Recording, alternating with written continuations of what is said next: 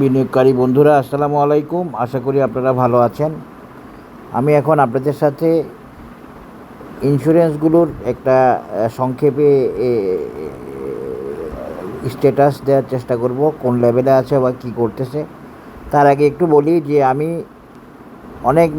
অনেকবারই দেখাইছি, আমার দেখানোতে কোনো কমতি ছিল না। আমি এ 52 এটা দেখাইছি, এটা দিয়ে রাউন্ডিং বটমও দেখাইছি। এরপরে গিয়ে যখন ভালো একটা বুলিশ মুভমেন্টের দেখা পাইছি এবং মনে হয়েছে যেন স্ট্রেট উঠে আসবে, এভাবে উঠে আসে নাই আগে স্ট্রেট, তখন আমি আশা করছি এবং শেয়ার করছি যে হয়তো ইন্স্যুরেন্স 58 চলে যাবে। এখন বাস্তবতা বা বিষয়টা হলো, ইন্স্যুরেন্স আসলে এই মাসে 58 যাওয়ার লেভেলে নাই। কী জন্য লেভেলে নাই আমি এটা আপনাদেরকে এখানে এখন দেখাতে পারবো না, কারণ আমি দেখার চেষ্টা করলাম ইন্স্যুরেন্স কেন 58 যায় নাই সেটা। তখন সেটা দেখতে গিয়ে দেখলাম যে আসলে এই মাসে ইন্স্যুরেন্সের পক্ষে 58 যাওয়া সম্ভব ছিল না, টেকনিক্যাল সাপোর্ট ছিল না। এই জন্য ইন্স্যুরেন্স বরাবর এই জায়গা থেকেই কারেকশান হয়েছে এবং নেমে আসছে। তো আলহামদুলিল্লাহ, নামা নিয়ে তো আমার মধ্যে কোনো টেনশন ছিল না।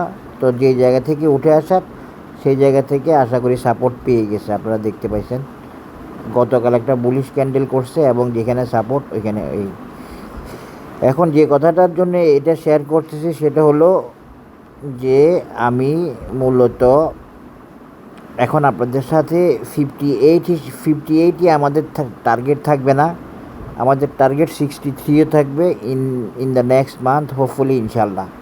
সুতরাং আপনারা দেখে শুনে ট্রেড করবেন, আমার চ্যানেলের সাথে থাকবেন। আমার চ্যানেলের অ্যানালিসিস ভালো লাগলে, আপনাদের কাজে লাগলে আপনারা শেয়ার করবেন এবং সাবস্ক্রাইব করবেন। আরেকজনকে শেয়ার করার মাধ্যমে আপনি তাকে একটা হেল্প করার মতো বিষয় থাকবে, কারণ ভালো জিনিস কারোর সাথে শেয়ার করাই হচ্ছে হেল্প করা।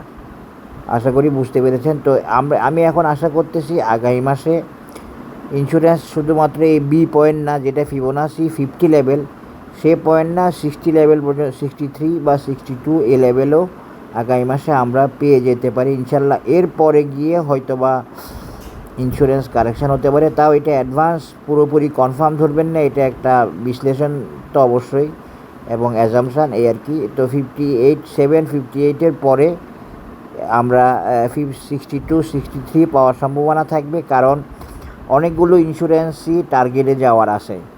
6-7টা ইন্স্যুরেন্স টার্গেটে গেছে মাত্র।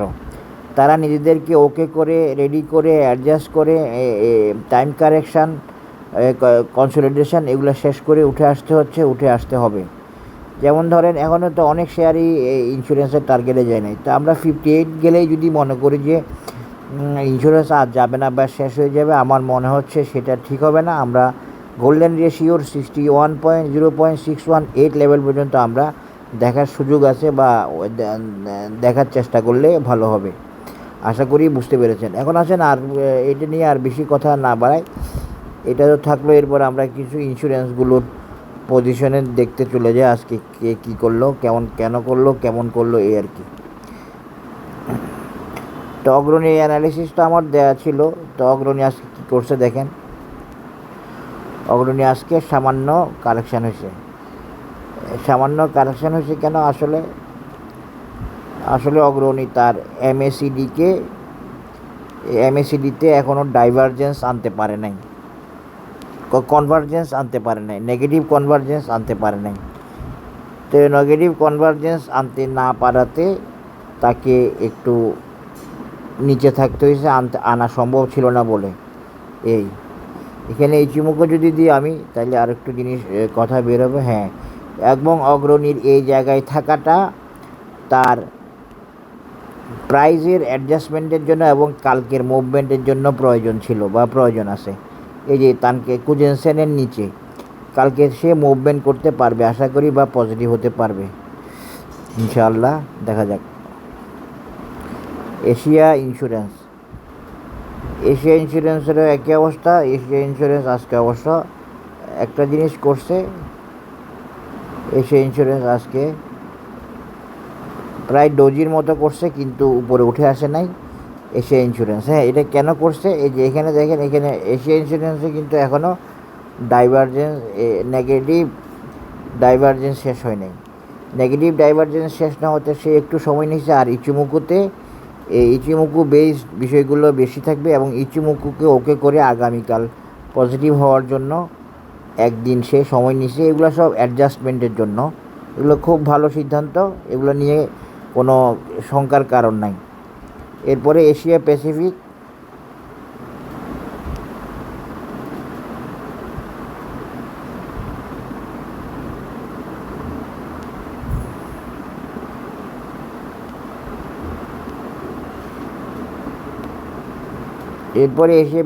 এশিয়া প্যাসিফিক কী করছে আমরা একটু দেখি।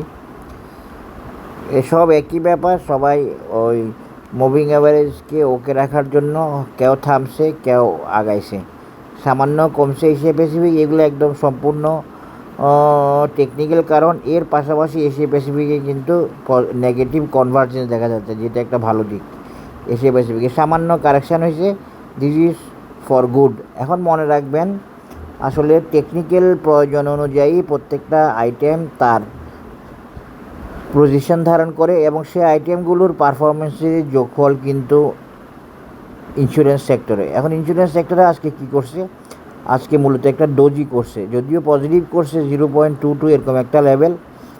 পজিটিভ করাটাও একটু কঠিন মনে হয়েছিল আমার কালকে, তো করবে না এরকম ভাবি নাই, তবে নাও করতে পারে এরকম মনে হচ্ছে। এবং সেক্ষেত্রে দেখা গেছে কি ইন্স্যুরেন্স একটা ডোজি গ্রিন ক্যান্ডেল করছে, সে কারণে অনেকগুলো শেয়ার প্রাইস গেইন করে না, বা অনেকগুলো শেয়ার প্রাইস গেইন না করাতেই মূলত ডোজি করছে। তো অনেকগুলো শেয়ার কেন প্রাইস গেইন করে না, সবার তো ইচ্ছে রাখে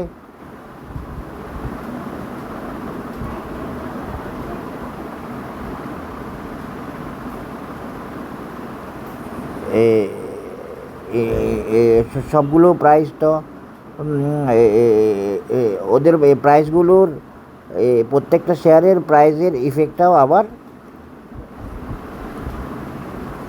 আপনার ইয়েতে আসে, সেক্টরে আসে, এই আর কি। তো এমনি মূলত এশিয়া প্যাসিফিক খুব সুন্দর অবস্থায় আছে। এখানে তানকেনসেন কুজেনসেনের যে মুভিং অ্যাভারেজ, এটার সাথে মূলত অ্যাডজাস্টমেন্ট চলতেছে, এই আর কি। তো এশিয়া প্যাসিফিক। এরপরে আসি বিজিআইসি আজকে কি গ্রিন ছিল না সামান্য রেড ছিল। এটাও সেম প্রাইস অ্যাডজাস্টমেন্টের জন্য, আগামীকাল যাতে পজিটিভ হতে পারে এই জন্য আজকে নেগেটিভ হওয়া, অনেকটা এই টাইপের ব্যাপার। এমএসিডিও এখনও ডাইভারজেন্স, নেগেটিভ ডাইভারজেন্সে আসে আজকে। তো সব মিলিয়ে এটা প্রয়োজনীয় পজিশন, এটা কালকে থেকে আপওয়ার্ড বা আপ ট্রেন্ডে যাওয়ার চেষ্টা থাকবে এবং কোনো সমস্যা নেই, মূলত ওকে আসে। কি বিজিআইসি, এই বিজিআইসি একটা ট্রেন্ডের মতো করে আগাচ্ছে এবং সাথে সাথে আবার জিগজেগ করে আগাচ্ছে, একুমুলেশন ডিস্ট্রিবিউশন এভাবে আগাচ্ছে। এভাবে আগালে পরে বড় কারেকশানের প্রয়োজন হয় না, এই বিজিআইসি যেভাবে আগাচ্ছে। এরপর বিএনআইসিএল তো আজকে চমক দেখাইলো। বিএনআইসিএল আজকে তার রেজিস্ট্যান্স ক্রস করছে এবং নতুন টার্গেটের দিকে যাওয়া শুরু করছে। তো নতুন টার্গেটের দিকে যাওয়া শুরু করলেও বিএনআইসিএলের কিছু গ্যাপ আছে, এটা কালকে কাভার হয় কি না দেখতে হবে, ওই গ্যাপটা কাভার করতে পারে কি না। আমি একটু ইমা দিয়ে দেখার চেষ্টা করি। হ্যাঁ, বিএনআইসিএল মোটামুটি আজকে চমকই দেখাইছে, একদম রেজিস্ট্যান্স ব্রেক করছে জাম্প করে। It's a good sign, good signal, হ্যাঁ, এই আর কি।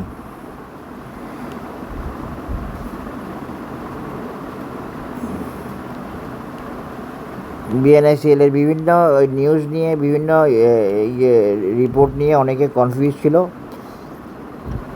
বর্তমানে আশা করি বাজারের লোকজন টেকনিক্যাল অ্যানালিসিস বেস আচরণ করবে, ডিএসি এসিসি এরা, নাহলে পাবলিক সাফার করবে।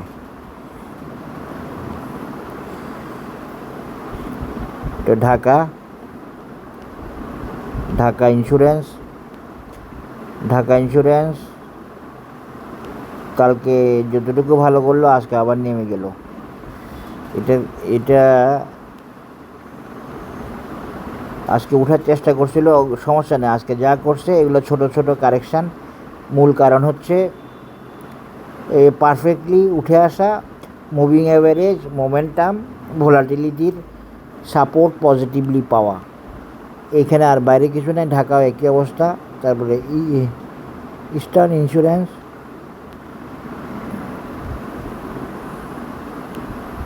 ইস্টার্ন ইন্স্যুরেন্স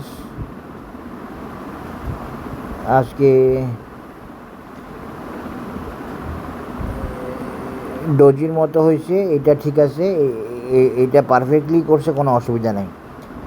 এটা ওঠার জন্য ভালো, এই জন্য করছে, উঠতে পারার জন্য।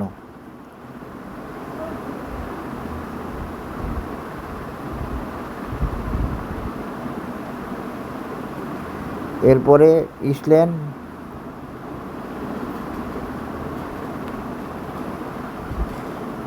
ইসল্যান্ড ইন্স্যুরেন্স দেখেন, ওই যে ইসল্যান্ডের সামান্য কারেকশান হয়েছে, এই তানকেনসেন এবং কুজেনসেনের মাঝখানে আছে মাইনকাচিবা যেটা সেটা, তো এখান থেকে ইসল্যান্ড খুব দ্রুত বেরিয়ে আসতেছে এবং আজকে এই জন্য সে বের হয় নাই, তার আজকে দিনটা এই মাইনকাচিবায় থাকার প্রয়োজন ছিল, চাইলে বেরিয়ে আসতে পারতো, কিন্তু একটু বেটার মুভমেন্ট হওয়ার জন্য এটা করছে।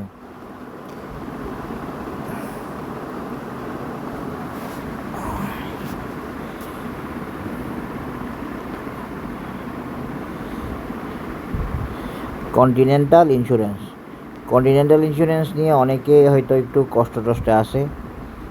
আসলে কন্টিনেন্টালের ওনারা হয়তো নিউজ ছিল, তো কন্টিনেন্টাল নিউজকে কনফার্ম করবে, সব কিছু কি করবে। কন্টিনেন্টাল একটা টার্গেট মিট করছে, শর্ট টার্গেট হওয়াতে এটার কারেকশান দ্রুত শেষ করতে চাচ্ছে এবং অনেকটা করে ফেলছে কন্টিনেন্টাল। আজকেও পজিটিভ, কালকেও পজিটিভ, আগামীকালও ইনশাআল্লাহ পজিটিভ থাকবে আশা করি কন্টিনেন্টাল। এবং দেখেন নেগেটিভ কনভার্জেন্সে আছে কিন্তু কন্টিনেন্টাল, এই যে এখানে, আশা করি আপনারা বুঝতে পেরেছেন। এরপরে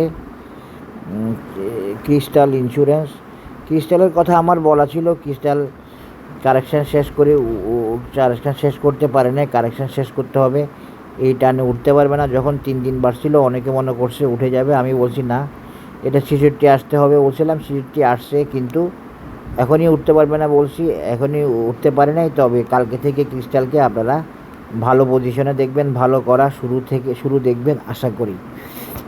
ক্রিস্টাল বেশ সুন্দর পজিশনে আছে আজকে, একদম বেটার পজিশনে আছে। বেস্ট বলবো না, বেস্ট বলতাম যদি সে ক্লাউডের উপরে থাকতো, এখন যেটা আছে এটা ওকে আছে ক্রিস্টাল ইন্স্যুরেন্স। এরপরে আসেন হচ্ছে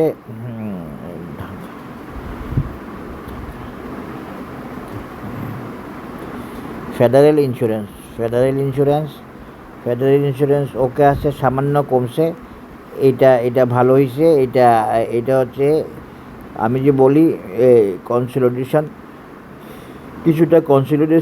কিছুটা টাইম কারেকশান, এখনই উঠে আসাচ্ছে, আগামীকাল উঠে আসলে ফেডারেলের জন্য ভালো হবে, এই জন্য ফেডারেল আজকে গ্রিন করে নাই, এটা ভালো অবস্থায় আছে federal.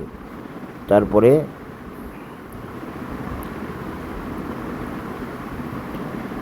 Global insurance,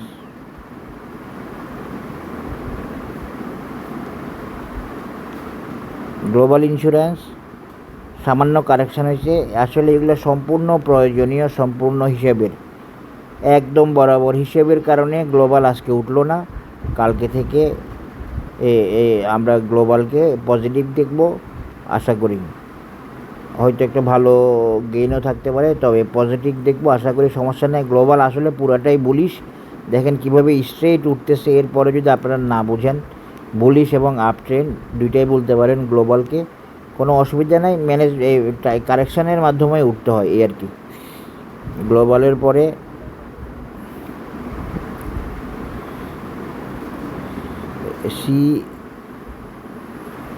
আইসিআইসিএল, Islamic commercial ইন্স্যুরেন্সকে আমি নাকি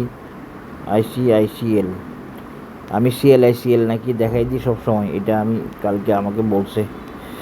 আইসিআইসিএল ইসলামিক কমার্শিয়াল ইন্স্যুরেন্স দেখেন, ওই যে সাপোর্টে নামছে খুব ফার্স্ট ক্লাস কারণে এবং খুব প্রয়োজনে আজকে ছোট্ট একটা কারেকশান করছে।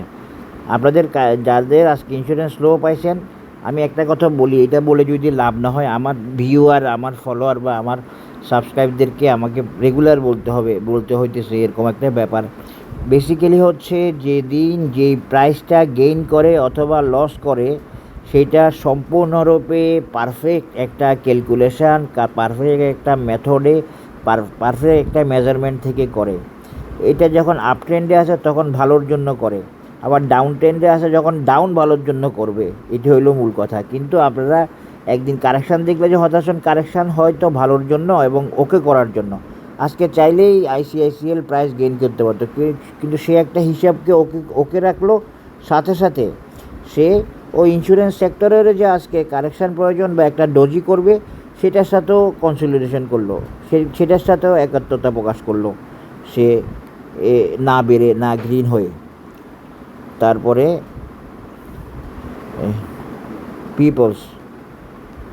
পিপলস আসলে বেসিক্যালি আমি আপনাদেরকে একটা কথা বলবো, এটা কাউকে কেনার জন্য বা বেচার জন্য না। পিপলস শেয়ারটা আসলে সম্পূর্ণ সেফ সাইডে একটা শেয়ার। এই শেয়ারটা অ্যাম্বিশাস শেয়ার। এই শেয়ারটা অনেক ভালো করবে আরও। আমি যে অ্যানালিসিসগুলো দিছি লং টার্ম টং টার্ম ওগুলোর দিকেই যাবে। ওর সময়ে যাবে, ও সব কিছুকে ম্যানেজ করে যাবে, ও সব কিছুকে ওকে করে যাবে, ওর টাইম কারেকশান এবং ওর কনসলিডেশন এগুলো শেষ করে ও যাবে। তবে ও খুব সেফ সাইডে একটা স্ট্রং লেভেলে আসে। ঠিক সেরকম সেফ সাইডে স্ট্রং লেভেলে আসে প্যারামাউন্ট, হ্যাঁ, প্রগতি, তারপরে এই রিলায়েন্স, হ্যাঁ, এগুলো, তারপর SIPLC, এরা সবাই সেফ সাইডে আছে। এরা সামনে যে কী করবে আপনারা এখনও ভাবতে পারেন নাই। বাজার অনেকটা আমার মনে হচ্ছে লিবারেল থাকবে, বা বাজার যাকে যে প্রাইস দরকার দেওয়া দরকার, যে সেক্টর যে প্রাইস গেইন করার কথা টেকনিক্যালি বাজার যদি সেটা কনসিডার করে, সেখানে বাধা না দেয়, অনেক ভালো কিছু অপেক্ষা করতেছে কিছু শেয়ারের জন্য। আর কিছু সব শেয়ারের জন্য ভালো কিছু, কিছু শেয়ারের জন্য অনেক ভালো কিছু। তার মধ্যে বেশ ভালো পজিশনে থাকা কয়েকটা শেয়ারের নাম বললাম। সেখানে পিপলস আছে, প্যারামাউন্ট আছে, পাইনিয়ার আছে, ইস্টার্ন আছে। তো ইস্টার্ন এখনও খুব পাকাপোক্ত হইতে পারে নাই। আর প্রগতি পাকাপোক্ত আছে। তারপরে হচ্ছে এই রিলায়েন্স পাকাপোক্ত আছে। তারপরে আপনার গ্রিন ডেল্টা, এগুলো পাকাপোক্ত আছে। আমি টেকনিক্যাল বেসে কথা বলি, টেকনিক্যাল বেস ছাড়া আমার কোনো কথা নাই। আপনারা যদি আমাকে প্রতিদিন জিজ্ঞাসা করেন কোন শেয়ারটা কেন কী বিহেভ করছে, আমি ইনশাল্লাহ আপনাদেরকে সেটা বলতে পারবো বা শেয়ার করতে পারবো। তো পিপলস সেরকম, পিপলস নিয়ে কেউ বারবার জানতে চাচ্ছ, তো আমি এই জন্য এই শেয়ারটা এই কথাটা বললাম। আমার পিপলস ছিল, আমি পিপলস সাজেস্ট করছি। এই পিপলস সবার আগে হিট করছে, এগুলা আপনারা জানেন এবং দেখছেন। হ্যাঁ, এই আর কি।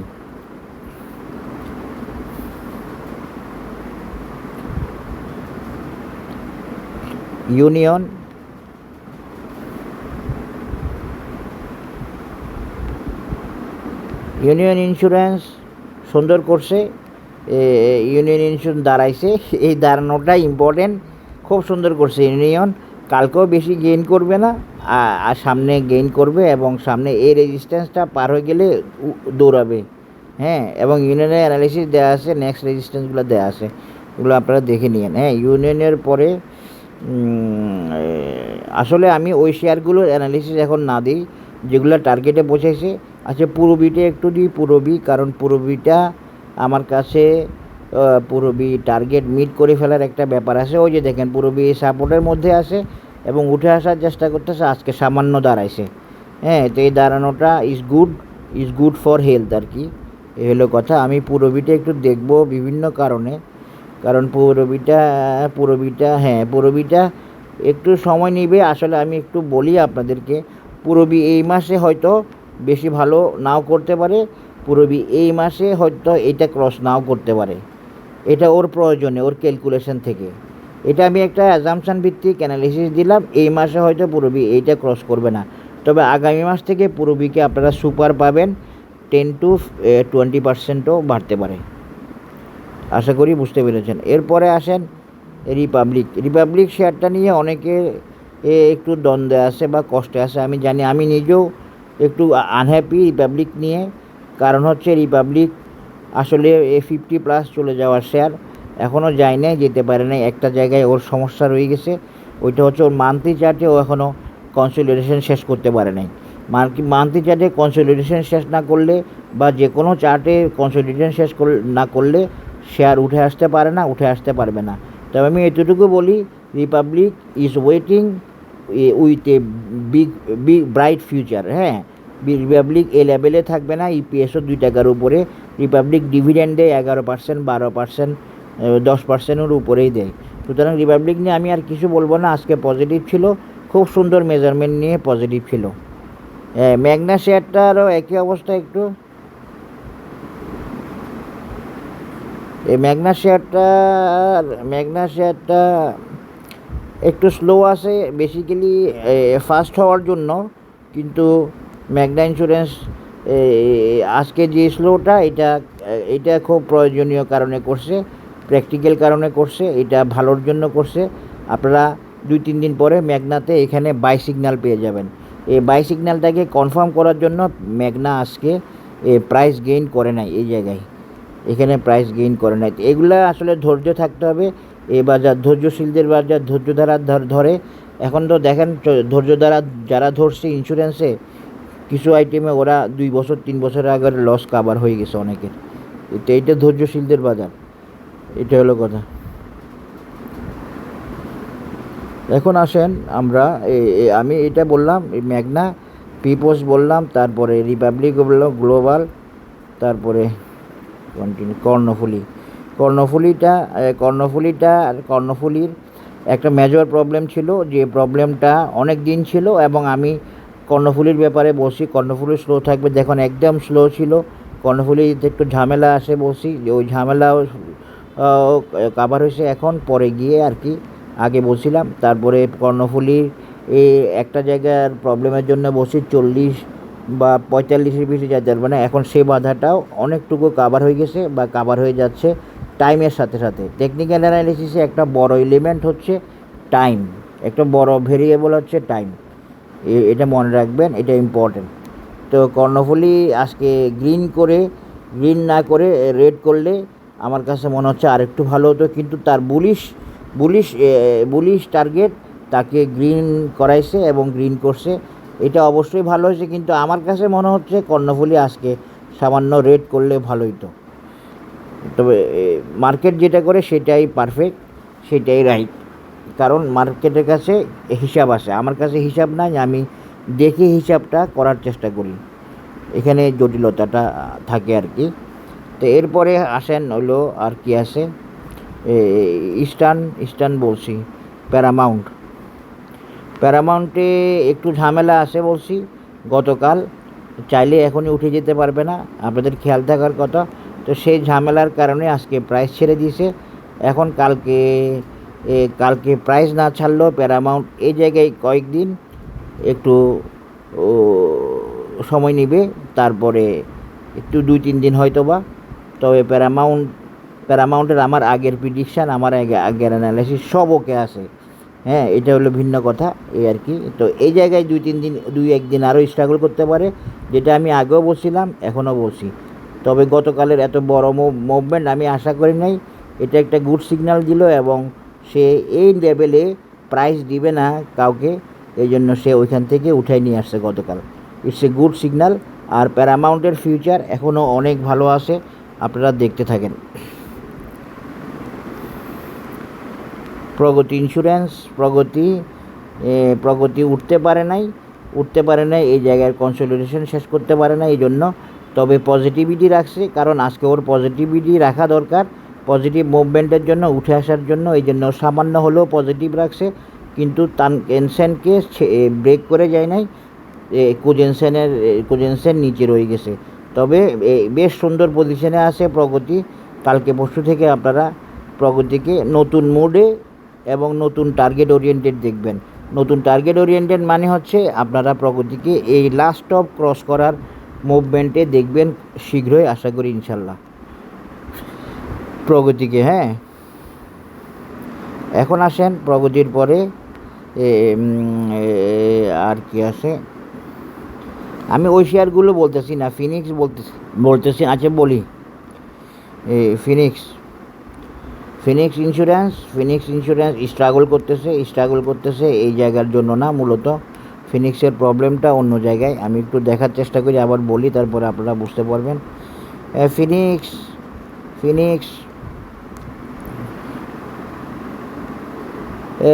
একটু টাইম কারেকশানে আছে, এবং প্রাইস কারেকশন আছে। এখন প্রাইস কারেকশান তো করতে হয়, ফিনিক্স করবে কি না আমি জানি না। ফিনিক্সকে প্রাইস কারেকশান করার ব্যাপার আছে এখনও, এবং টাইম কারেকশানের ব্যাপার আছে। তার মানে ওই যে টার্গেট মিট শেয়ার, এই জন্য এখনও আসলে কুল কিনারা ওইভাবে করতে পারে নাই।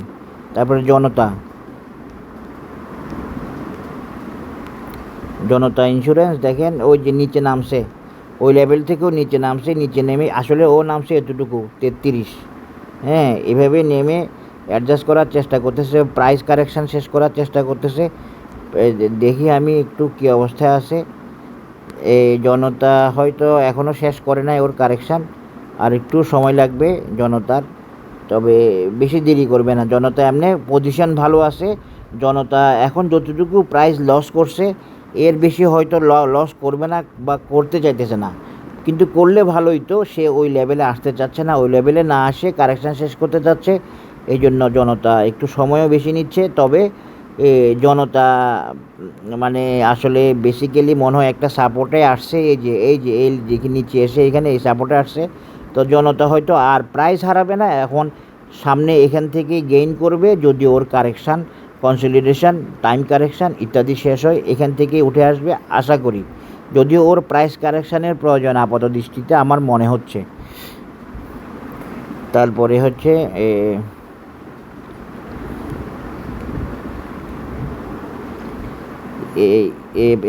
নর্দার্ন সবটা আমার মনে থাকে না, আমি অনেকে এই জন্য পাই, বারবার জিজ্ঞেস করে।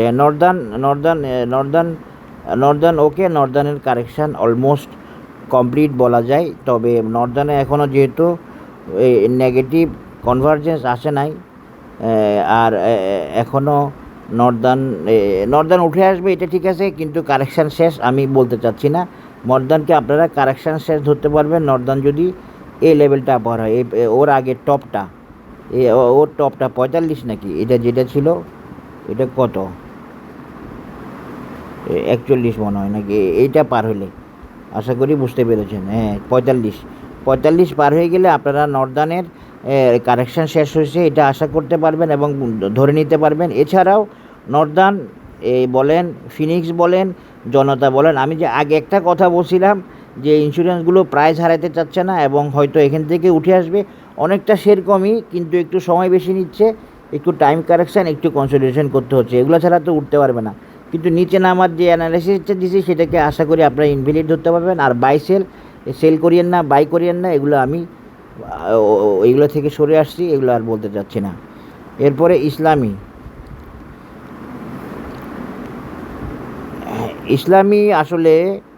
ইসলামী আরও যাওয়ার আছে, ইসলামীর আরও যাওয়ার রাস্তাও খোলা আছে। তবে ইসলামীর কারেকশান শেষ হয়েছে এটা এখন আমি বলতে পারতেছি না, আরও একটু সময় লাগবে। ইসলামীকে নিচে আসার ব্যাপার আছে, ইসলামী অথবা এই লেভেলে আসার ব্যাপার থাকবে, 51-52 লেভেলে আসার একটা ব্যাপার থাকবে। ইসলামী যদি না এসে সে কারেকশান শেষ করতে চায় সেটা ভিন্ন কথা। তবে বরাবর আমার টার্গেট মিট করছে। দেখেন আমি 52 টাকা লেভেল বলছিলাম, এখন আমি আর এগুলার অ্যাড দিই না, এগুলার কাউকে বলিও না যে অ্যানালিসিস ওকে হয়েছে এসে। ইসলামীরটা ওকে হওয়া একদম বরাবর। এরপরে ওই দিন কী চাইছিল টাকাফুল, হ্যাঁ টাকাফুলের দেওয়া হয় নাই, তো একজনে টাকাফুলটা চাইছিল, তো আমি তো দিই নাই, এরপরে আর দিতে তো পারি নাই। হ্যাঁ, Takaful is in good position, Takaful may have completed its correction hopefully, but you have to wait to cross this resistance. It's a short term resistance and Takaful will cross it within very short time. আশা করি বুঝতে পেরেছেন। টাকাফুলে বড় বাধা নাই, টাকাফুলের মালিক আমার পরিচিত। যাই হোক, এই টাকাফুল ওনার হাউসও আছে, উনি কাঠটলি টেক্সটাইলেরও মালিক। হ্যাঁ, কাঠটলি টেক্সটাইল আছে না, ওইটার মালিক কিন্তু টাকাফুলের ভাইস চেয়ারম্যান, এই আর কি। তার টাকাফুলের অনেক বড় টার্গেট আছে, সেগুলো আমি পরে দিব। টাকাফুল আপনারা বর্তমানে আমি যে রেজিস্ট্যান্সগুলো দেখাইছি সেগুলো দেখবেন। টাকাফুল ওকে আছে, টাকাফুল উঠে আসবে আরও, টাকাফুল দেরিতে শুরু করছে, এই আর কি। আশা করি বুঝতে পেরেছেন। এখন প্রভাতী নিয়ে কেউ জানতে চাইবে, আমি জানি জানতে চাইছে, আমি একটু বলার চেষ্টা করি। প্রভাতী চেষ্টা করতেছে নিচে না নেমে উপরে উঠে আসতে পারবে না, আমি বলতে পারতেছি না। আমার কাছে মনে হচ্ছে নিচে না নেমেও প্রভাতী উপরে উঠে আসতে পারে। প্রভাতী আসলে স্মার্ট মানি আছে, এই টাইপের একটা শেয়ার। তো দেখা যাক প্রভাতির আমার রেজিস্ট্যান্সগুলো মিট করেন, এটা আমি তো আপনাদেরকে বলছি। অন্তত ওই রেজিস্ট্যান্সগুলো মিট করুক, অন্তত 70 যাক, তারপরে প্রভাতি নিয়ে আবার আলাদা কথা বলবো। প্রভাতি চেষ্টা করতেছে এই লেভেল থেকে কারেকশান শেষ করে উঠে আসতে, এবং সম্ভাবনা তৈরি হয়েছে। উঠে আসার বড় বাধা দেখা যাচ্ছে না, অন্তত এই আমার দুইটা রেজিস্ট্যান্সে, একটা 55 মনে হয় আর একটা 70, এই দুইটা লেভেলে আসার চেষ্টা প্রভাতির জন্য বড় বাধা না। আশা করি মনে হচ্ছে প্রভাতি উঠে চলে আসবে। শুধুমাত্র ডে চার্টে একটু বাধা আছে, এইটা মনে হচ্ছে না ওভারকাম করে ফেলতেছে প্রভাতি। আশা করি বুঝতে পেরেছেন। এরপরে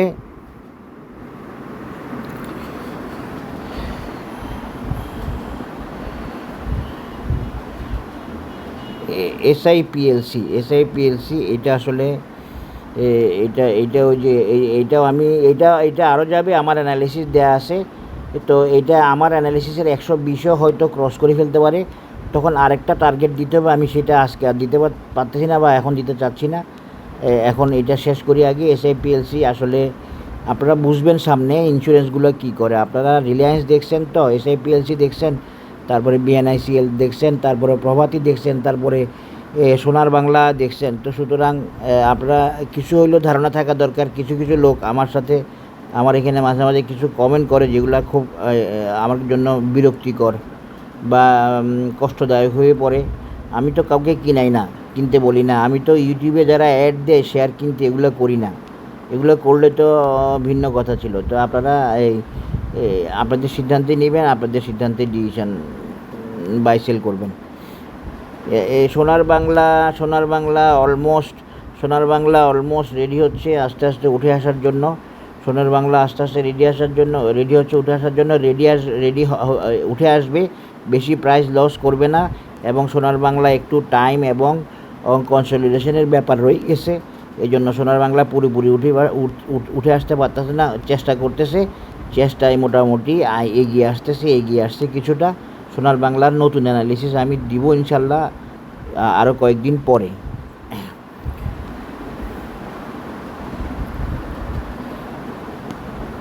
এরপরে রিলায়েন্স তো বলাই ছিল আমার। রিলায়েন্স কালকে যেটা ছিল ওগুলাই ঠিক আছে। রিলায়েন্স ওই তো দেখছেন কালকেই উঠে গেছে। আমি আরও 2-3 দিন দেরি করবে ভাবছিলাম, কিন্তু রিলায়েন্স দেরি করে নাই। আমি এখান দিয়ে আরও 2-3 দিনের কথা বলছিলাম, 6-7 দিনের কথা বলছি। রিলায়েন্স 2-3 দিনেই 5 দিনের মধ্যে পজিটিভ হয়ে গেছে। রিলায়েন্সের অ্যানালিসিস দেওয়া আছে, আপনারা দেখে নেবেন। এসব অ্যানালিসিস কি আমি আজকে দিছি? আপনারা যদি মনে করেন যে এগুলো এমনি যাচ্ছে বা এমনি হঠাৎ করে বলতেছি, সেটা তো না। টেকনিক্যাল অ্যানালিসিস বেসড সব কথা বলছি, সেই ইন্স্যুরেন্স যখন 34 লেভেলে তখন থেকে। যাই হোক, আপনারা বুঝতেছেন আশা করি। এখন যারা বুঝার বোদ্ধারা বুঝতেছেন, বিবেকবানরা বুঝতেছেন। আমি একজন ব্যাংকার, হ্যাঁ, আমি একজন অ্যাসিস্ট্যান্ট ভাইস প্রেসিডেন্ট। এগুলো আমি নেশা থেকে করি, এগুলো আমি শখ থেকে করি বেসিক্যালি।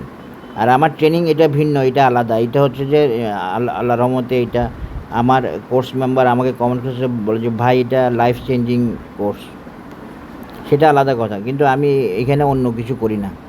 এরপরে আসেন, জনতাটাও দেখাইছি।